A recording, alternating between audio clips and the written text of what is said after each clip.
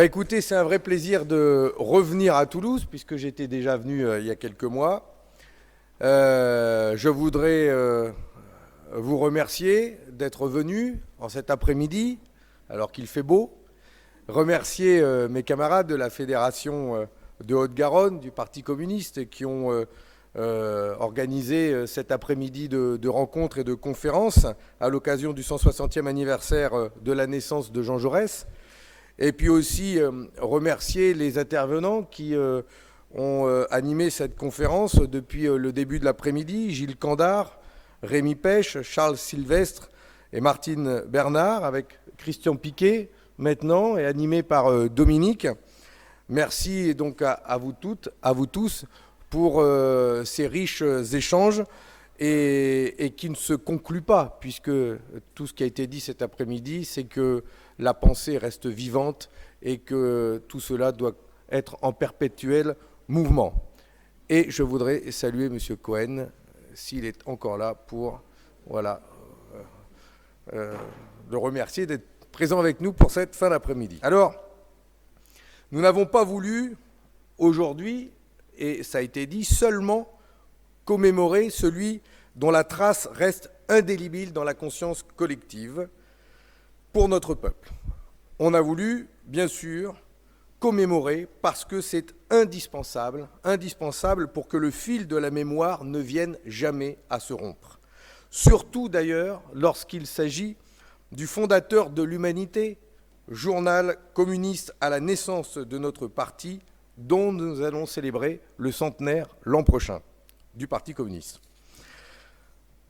Nous avons voulu aller au-delà de cette commémoration et souligner combien cette empreinte de géant s'inscrit pleinement dans notre époque. Car Jaurès aura eu, dans la dernière partie du XIXe siècle et jusqu'à son assassinat, à relever les défis de la première mondialisation du capitalisme. C'est l'époque durant laquelle le capital se concentrait déjà à toute vitesse et bouleversait les modes de production. Il cherchait frénétiquement à intensifier l'exploitation du travail des êtres humains, mais aussi, déjà, celle des ressources naturelles. C'était il y a plus d'un siècle, mais le capitalisme n'a pas vraiment changé au fond. En 1910, le capital prospère sans limite sur la révolution industrielle, en s'appuyant notamment sur le travail à la chaîne, le taylorisme. Un siècle plus tard, ce même capital se régénère avec les banques, l'informatique, l'avènement d'une finance globalisée, et il exploite toujours, sans retenue, les salariés et la planète. Le monde reste ainsi dominé par l'esprit de conquête, la soif de puissance et les rivalités qui incitent des pays à mener des guerres, qu'elles soient armées ou économiques. Jaurès avait dit, dès 1895, quand il écrivait, je cite, « Le capital, même sous les traits les plus aimables, reste une puissance tyrannique et injuste. » Nous sommes aujourd'hui confrontés à des enjeux d'une même ampleur. Une nouvelle forme de mondialisation économique se déploie, dévastatrice pour la nature, implacable pour les travailleurs. Un modèle qui détruit partout les protections collectives arrachées de haute lutte par les mouvements populaires. Une force qui cherche à désintégrer politiquement et socialement le mouvement ouvrier et ses capacités de résistance. Tout est fait pour substituer un individualisme égoïste aux solidarités de classe. Comment qualifier autrement cette généralisation de la précarité du travail? Par exemple, ces contrats Uber, Deliveroo, qu'on nous vend comme le symbole de la modernité et qui ne sont rien d'autre que le retour du travail à la tâche. Où est le progrès quand 250 000 hommes et femmes de notre pays acceptent ces contrats et acceptent, bien obligés, de devenir des auto-entrepreneurs dépendants de plateformes numériques qui les exploitent en les rémunérant à la commande, au coup de pédale, sans aucune protection sociale. Il n'y a pas beaucoup de différence avec ces femmes, ces hommes, ces enfants qui vendaient au siècle dernier leur force de travail dans les mines ou dans les entreprises textiles. Et ce modèle se répand, pourtant, en France, en Europe, sur tous les continents. Au nom d'un monde désormais aux mains de la finance, la souveraineté des nations et par conséquent celle des citoyens est tout simplement niée, battue en brèche, à tel point que des multinationales, et pas seulement celles du numérique, ont même aujourd'hui davantage de pouvoir que bien des États. Pour installer leur siège social, par exemple, elles vont jusqu'à choisir l'État avec lequel elles pourront négocier l'impôt le plus bas, voire nul. Et pourtant, sous l'impact de la révolution numérique, de cette forme d'accélération du capitalisme, de nouvelles catastrophes apparaissent. Le dérèglement climatique et les désastres écologiques qui s'enchaînent placent effectivement notre planète au bord du gouffre. En même temps, le nombre de personnes souffrant de malnutrition repart à la hausse depuis 2 ans. Tous les signaux d'alerte sont au rouge. Ils sont tous tirés par les associations humanitaires, par les ONG, par des forces politiques et syndicales. Les moyens et des solutions existent pour lutter contre la pollution et le dérèglement climatique, pour lutter contre la faim dans le monde, pour transformer les modèles agricoles, alimentaires, de production. Sauf que ces solutions, qui supposent un changement de nos modes de production et de consommation, une autre utilisation des richesses, se heurtent de plein fouet au dogme libéral, à cette sacro-sainte exigence de rentabilité à court terme imposée par une minorité de privilégiés. Tout cela a une cohérence implacable, hier comme aujourd'hui. Et tout ce qui fait obstacle à leur modèle économique, à la globalisation de l'économie, doit être détruit. Pour eux, c'est pas d'État, pas d'impôts, pas de compte à rendre. C'est pourquoi ceux qui défendent ce système ultra-financiarisé ne veulent pas de nation souveraine. Ils veulent encore moins de frontières entre lesquelles peut encore s'exercer la souveraineté et s'organiser le débat démocratique, ça a été dit tout à l'heure. Ils ne veulent pas non plus de services publics qui pourraient échapper aux règles de la compétitivité et de la profitabilité à tout prix. Au fond, la perversion de l'Union européenne, en tout cas telle qu'elle aura été construite ces dernières décennies, prend source dans cette obsession de la rentabilité, de la concurrence effrénée, qui va de pair avec l'effacement de la nation et de la souveraineté des peuples. C'est une des raisons pour lesquelles les défenseurs de cette Europe ont méprisé les peuples, comme le nôtre qui avait osé voter contre le traité constitutionnel en 2005. Voilà ce qui l'a mené à la crise démocratique que nous connaissons et qui se traduit aujourd'hui par une immense défiance des électeurs à son égard, et pas seulement. Ailleurs, l'horizon est hélas tout aussi préoccupant, alors que se profile un nouveau krach financier encore plus dévastateur que le précédent. Des guerres commerciales et même désormais monétaires mettent aux prises des grandes puissances, des États et des multinationales. Résultat, guerres économiques en pagaille qui se multiplient, diplomatie de la gâchette, augmentation du nombre de conflits armés, de guerres, et avec record de réfugiés, de pauvreté. Voilà l'horizon qui se profile pour ce XXIe siècle. Bien sûr, sur ce climat, comme toujours, les prêcheurs de haine font leur miel et ils conquièrent sans cesse de nouvelles positions et parviennent même à se hisser à la tête de nombreux pays. Comme hier, ils soufflent sur les braises des orgueils nationaux et des querelles ancestrales de territoire. Ils attisent le racisme, ils prospèrent sur les peurs, face au flux de réfugiés ou encore face au terrorisme? Comment analyser autrement les résultats en Allemagne, où l'AfD, un parti d'extrême droite nazi, arrive en deuxième position aujourd'hui dans 2 régions? Ce sont les résultats de dimanche dernier, en Allemagne. Interrogeons-nous en cet instant sur le rôle de la politique, sur l'essence même de la politique et des responsables politiques. Est-ce que notre rôle n'est-il pas justement d'élever la conscience des hommes et des femmes et de faire grandir ce qu'il y a de plus beau en eux? La solidarité, l'échange, le partage, l'amour de son prochain, l'ambition de faire vivre ensemble une communauté humaine dans toute sa diversité, de trouver des solutions à chacun, mais à un collectif, à chaque fois, de respecter la dignité humaine et de défendre l'intérêt général.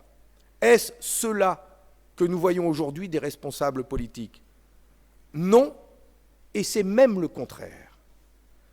Puisque nous voyons aujourd'hui comment, sur la base d'un fait d'actualité, des responsables politiques flattent au contraire les plus bas instincts qui existent aussi en chacun d'entre nous.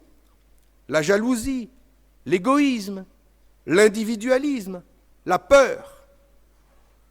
Et ils flattent ces instincts alors que tout devrait être fait pour les repousser. Comment justifier la manière dont l'Union européenne traite la question des réfugiés si ce n'est pour exciter les peurs, les fantasmes et faire grandir la haine de l'autre, de l'étranger? Les partis d'extrême droite n'ont plus qu'à ramasser la mise et devenir l'exutoire de toutes les colères, y compris sociales. Ces forces d'extrême droite profitent aussi, il faut le reconnaître, des déceptions, des impasses dans lesquelles s'est enfermée une large partie de la gauche et des forces progressistes et écologistes. Et c'est là, dans la reconstruction d'un projet d'émancipation humaine pour sortir des logiques terrifiantes du capitalisme, que l'apport de Jaurès nous paraît essentiel. D'abord, pour son inlassable combat en faveur de la République. Une République issue de la Révolution française, une République toujours populaire, sachant se remettre en cause pour être toujours plus à même de répondre à ses fondamentaux, liberté, égalité, fraternité. Une République indissociable de l'exigence de démocratie et protégeant la souveraineté du peuple. Une République défendant l'intérêt général, compris comme le souci de répondre aux besoins du grand nombre, plutôt qu'à la soif illimitée d'enrichissement de quelques-uns. Une République qui promeut le droit à l'existence, prenant le pas sur le droit de propriété selon les belles paroles de Robespierre. Une République qui fait vivre la laïcité, garantissant la liberté de conscience, tout comme la séparation intransigeante des sphères publiques et privées. Telle est la République que Jaurès appelait à pousser jusqu'au bout, pour le citer, afin de parvenir au dépassement du capitalisme, pour ouvrir un chemin au socialisme ou au communisme collectiviste, terme qu'il employa indistinctement tout au long de sa vie. En cela, même s'il lui fallut affronter bien des polémiques dans son propre camp, Jaurès se situait bel et bien dans la lignée de Marx, qui avait lui-même écrit, je cite, « La Révolution française a fait éclore des idées qui mènent au-delà des idées de l'ancien ordre du monde. Le mouvement révolutionnaire qui prit naissance en 1789 avait fait éclore l'idée communiste. » Les communistes sont fiers d'avoir inscrit leur histoire dans cette continuité. Quand ils se portèrent en première ligne des batailles pour la laïcité, contre la xénophobie, ou les clans colonialistes qui ne cessèrent de contester la République, quand ils contribuèrent à prolonger l'action armée contre l'occupant hitlérien et le régime de Vichy par ce programme si ambitieux qui fut la grande œuvre du Conseil national de la Résistance, quand ils firent de l'école publique, question qui fut au cœur de la visée jaurétienne, le premier des piliers d'une république de l'intelligence et du savoir, ouvrant à la jeunesse et au corps citoyen la voie de l'émancipation et du courage. Quand ils furent à l'initiative de propositions audacieuses pour rendre la République pleinement démocratique et briser cette frontière invisible qui lui interdisait de pénétrer sur les lieux de travail. Et permettez-moi de m'arrêter un moment sur ce sujet. Lorsque aujourd'hui nous nous battons pour une 6e République, pour en finir avec la monarchie présidentielle, ou contre ces réformes constitutionnelles, qui laissent entendre qu'il y aurait plus de démocratie avec moins de parlementaires, ils savent le faire, nous assumons entièrement l'héritage de Jaurès, qui sera intervenu tant de fois sur ces questions.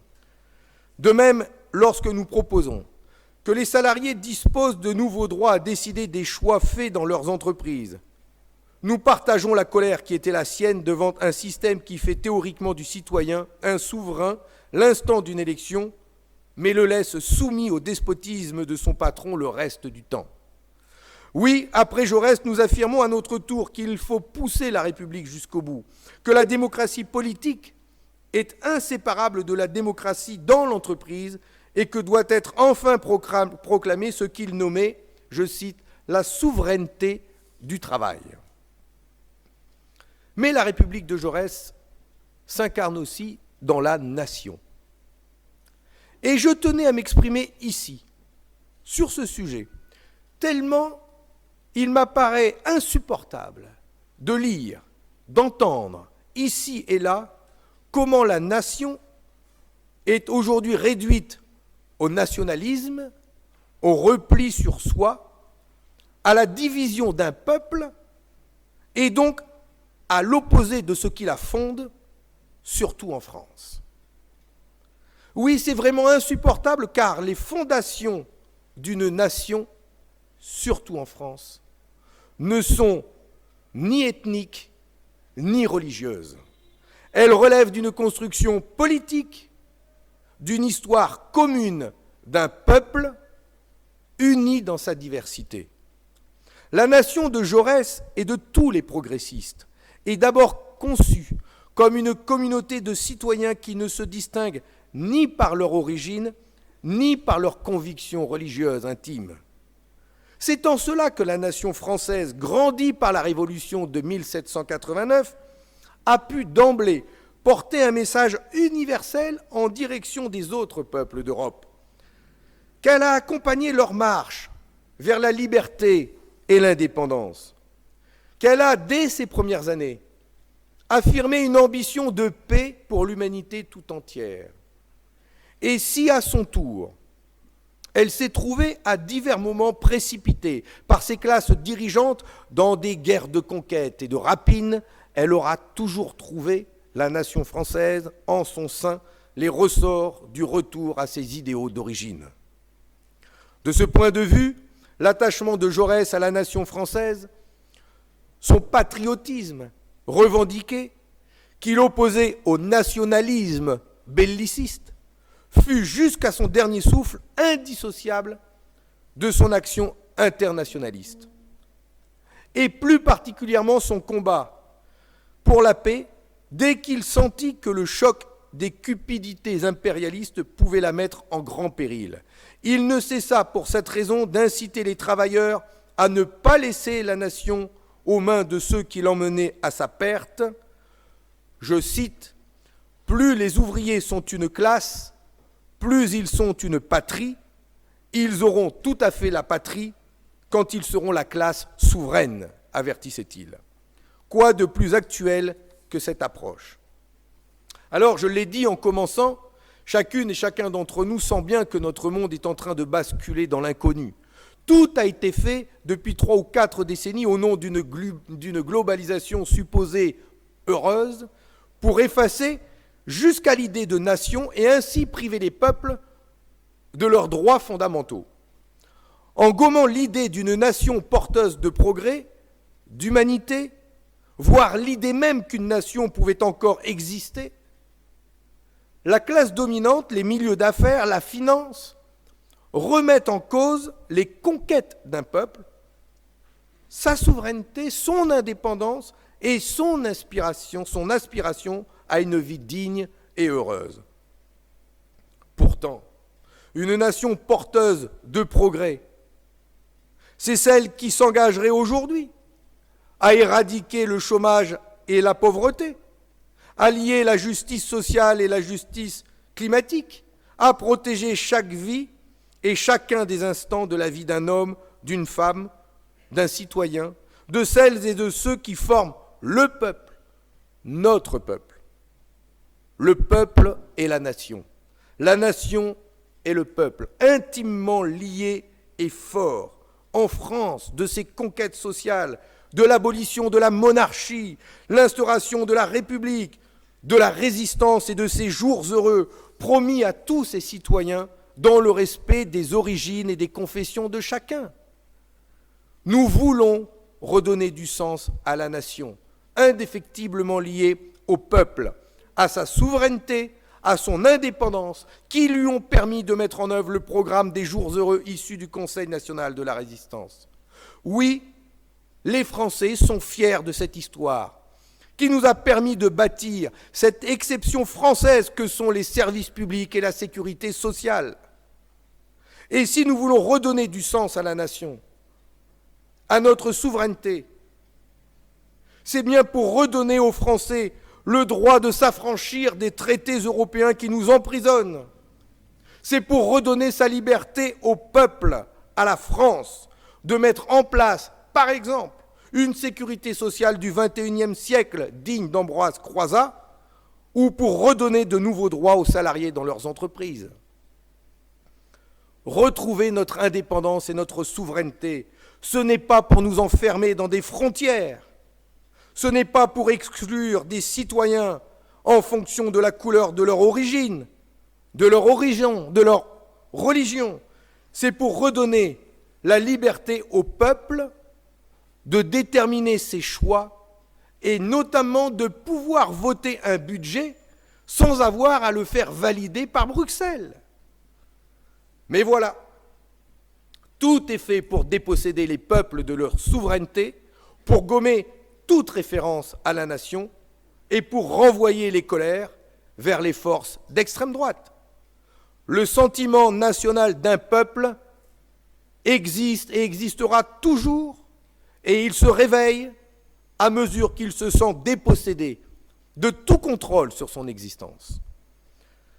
Et ce noble sentiment est aujourd'hui détourné par des droites extrémistes ou fascisantes qui encouragent le fanatisme, la violence, le plus odieux des racismes, l'opposition des peuples entre eux, l'opposition des travailleurs, comme ça a été dit. Ici même, de la droite qui se voulait jusqu'alors républicaine, mais qui court désormais derrière l'extrême droite, ressurgit le vieux fantasme de l'abandon du droit du sol alors que celui-ci est antérieur à la Révolution française. Raison de plus pour défendre plus que jamais une autre conception de la nation. Jaurès, mieux que tant d'autres, l'avait compris, qui s'en prenait à ceux qu'il baptisait, je cite, les chacals du patriotisme rétrograde. Et devant l'Assemblée nationale, il précisait « La classe ouvrière défendra l'idée de la patrie, mais elle ne sera pas dupe de ceux qui essaient d'exploiter l'idée de patrie elle-même dans un intérêt de classe. Elle essaiera par un incessant effort de substituer à une patrie d'inégalité de privilèges une patrie de pleine égalité sociale qui s'harmonise par là avec les autres patries. » Les peuples ont leurs histoires, tourmentées et contradictoires certainement, mais qui ont imprégné leur mode de vie et de pensée.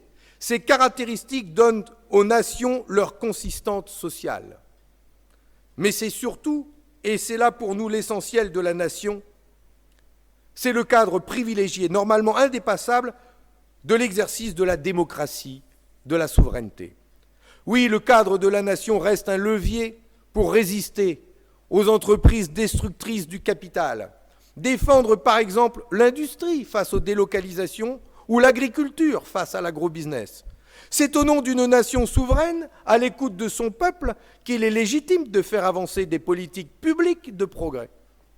Et c'est aussi un point d'appui pour les mouvements populaires au-delà de leurs frontières. C'est par conséquent un vrai danger de laisser la nation, un peuple, ses droits, se dissoudre dans l'adhésion à un marché économique aux prétentions universelles. Et c'en est un autre tout aussi dangereux que de croire bâtir l'Europe en effaçant la souveraineté de ces nations et des peuples dans la construction fédéraliste qui promeut l'idéologie libérale. Tout ce qui uniformise représente un appauvrissement politique, social et culturel, une régression totale. Notre vision de la nation française, celle de Jaurès hier, celle qui a donné tout son sens à nos propres engagements depuis, ne relèvera jamais d'une vision qui exclut, qui stigmatise les individus ou qui les sélectionne en fonction de leurs origines et de leurs particularités. Elle procède au contraire d'une approche démocratique qui vise à rassembler, unir des citoyennes, des citoyens, par-delà les différences de culture et d'histoire, dans une communauté humaine, soudée par une communauté de destin. Cette démarche d'ouverture, nous l'appliquons évidemment aux relations que doit entretenir la France avec les autres pays. Notre attachement à notre propre pays n'est pas synonyme de concurrence avec eux, encore moins d'affrontement sur le théâtre international. Nous en appelons plutôt à bannir toutes les logiques de confrontation et de domination, à renoncer aux surenchères militaristes. Nous sommes les protagonistes infatigables de la construction de nouveaux liens d'amitié et de coopération entre les peuples. Ainsi, en Europe, nous l'avons dit et répété à l'occasion des élections de mai dernier avec Yann Brossa, notre opposition à des traités imaginés pour servir uniquement la finance et les multinationales, cette opposition va de pair avec notre proposition d'une nouvelle union des peuples souverains et de nations librement associées. Jaurès, à son époque, faisait découler l'organisation de la paix mondiale, de la défense conjointe de l'indépendance nationale, de la démocratie et du socialisme. Une paix qui passait à ses yeux par le respect des intégrités nationales, le rejet de toutes les oppressions, pour promouvoir l'arbitrage international et la sécurité collective. Tout cela s'imbriquait dans sa célèbre formule qui a été rappelée par Charles Sylvestre tout à l'heure, un peu d'internationalisme éloigne de la patrie, beaucoup d'internationalisme y ramène. Nous reprenons ce flambeau devant les dangers qui guettent de nouveau la civilisation humaine. Comme je l'ai fait à l'occasion de notre dernière université d'été, nous proposons ainsi que la France, plutôt que de suivre l'administration Trump dans ses surenchères atlantistes, comme le fait hélas M. Macron, nous proposons que la France s'adresse aux Nations Unies pour un nouvel ordre mondial favorisant le dialogue et la coopération entre les peuples. La France devrait même demander à renforcer les prérogatives de l'ONU pour qu'elle mène le combat en faveur du climat et pour une plus grande justice fiscale dans le monde, pour d'autres modes de développement et de coopération entre les pays. Ce serait l'occasion de réclamer le désarmement général, l'abolition de l'arme nucléaire, une nouvelle organisation de la sécurité collective et un développement économique aussi partagé que protecteur des grands équilibres écologiques. C'est, nous semble-t-il, le rôle que lui assigne à la fois son histoire et l'écho dont bénéficie sa parole dans le monde. C'est le rôle conforme à son génie, aurait dit Jaurès. Défendre la paix et l'indépendance de notre pays, pousser les principes de la République jusqu'à la sortie d'un capitalisme dévastateur, ne sera toutefois possible que si le monde du travail redevient un acteur puissant et écouté, ça a été dit dans la dernière conférence. Un acteur conscient de ce combat pour la sauvegarde de l'humanité qui devra rassembler autour de lui toutes celles et tous ceux qui aspirent à un autre avenir. C'est l'autre enseignement que nous retirons de l'œuvre de Jaurès. Sa vie de parlementaire ou de journaliste, d'intellectuel et de dirigeant politique se confondit avec le soutien aux luttes sociales, de celles des Traminots de Toulouse à celles des mineurs de Carmaux ou des verriers d'Albi, sans parler de sa campagne pour faire libérer l'ouvrier Jules Durand, comme l'a rappelé tout à l'heure Christian Piquet, condamné à mort pour ses activités de syndicaliste. Comme il l'écrivait, la dignité de la classe ouvrière est une des richesses essentielles de la France. C'est également notre conviction, à l'heure où le salariat est devenu l'écrasante majorité de la population active d'un pays comme le nôtre et où, aux grandes dames du président des ultra-riches, Chaque mobilisation remet la question sociale à l'ordre du jour. Voilà pourquoi nous voulions, ici à Toulouse, dont il fut l'élu, au cœur de cette Occitanie qui lui était si chère, marquer avec force l'actualité du grand Jaurès. Nous voulions le faire pour le Parti communiste, bien sûr, mais au-delà, pour redonner du sens et de la force à la République française et à l'union du peuple de France. Union du peuple, et ça a été dit dans les conclusions de la dernière discussion, qui se réalisera d'autant plus que si une perspective politique se réalise, si un changement politique devient crédible, et se pose ainsi la question de l'union du monde du travail, de l'union des forces de gauche et écologistes. Et d'ailleurs, quand je rencontre des responsables syndicaux, ils me posent la question, pour certains d'entre eux. Quand est-ce que vous allez vous mettre d'accord ensemble, vous, les responsables des forces de gauche? Ce à quoi je leur réponds, et vous, les syndicats, quand est-ce que vous allez vous mettre d'accord ensemble pour défendre l'emploi, lutter contre les délocalisations? Ah oui, chacun est face à ses responsabilités. Et quand on veut l'union entre responsables politiques, ou quand on y travaille entre responsables syndicaux, on essaye d'abord de se mettre d'accord sur du contenu, sur des projets, sur des revendications, sur des idées, sur un projet de société. Et c'est bien ce à quoi nous sommes confrontés aujourd'hui, les forces de gauche et écologistes. Et en tout cas, pour notre part, et je parle au nom du Parti communiste français, c'est toute la responsabilité que nous avons aujourd'hui. Et lors de la fête de l'UMA, je lancerai un appel à travailler à cette union, à ce programme, à ce projet de société, en dehors duquel nous n'arriverons pas à nous entendre. Et nous y arriverons d'autant plus que si ce travail et cette union se réalisent de la base au sommet, c'est-à-dire avec le mouvement social, avec les responsables syndicaux, avec les salariés, avec le monde du travail, en dehors de quoi nous n'y arriverons jamais. Il faudra se rappeler toujours ce qui a marché et ce qui n'a pas marché entre le programme commun de 81, le Front populaire de 36, je l'ai fait dans le désordre, le Front de gauche, la gauche plurielle. Il faudra à chaque fois réussir à prendre ce qui a fonctionné, à écarter ce qui n'a pas marché, mais en tout cas réussir à construire ce rassemblement, cette union, ce programme commun du XXIe siècle, pour enfin offrir une perspective à la France, aux Français. Et pour nous, en ce qui nous concerne, nous voulons de nouveau voir flotter ensemble le drapeau bleu-blanc-rouge de la France, aux côtés du drapeau rouge du mouvement ouvrier, défendre un projet de société qui place l'être humain et la planète au cœur de tous ses choix, mais qui remet aussi au cœur de son combat la démocratie et la souveraineté du peuple de France. Je vous remercie.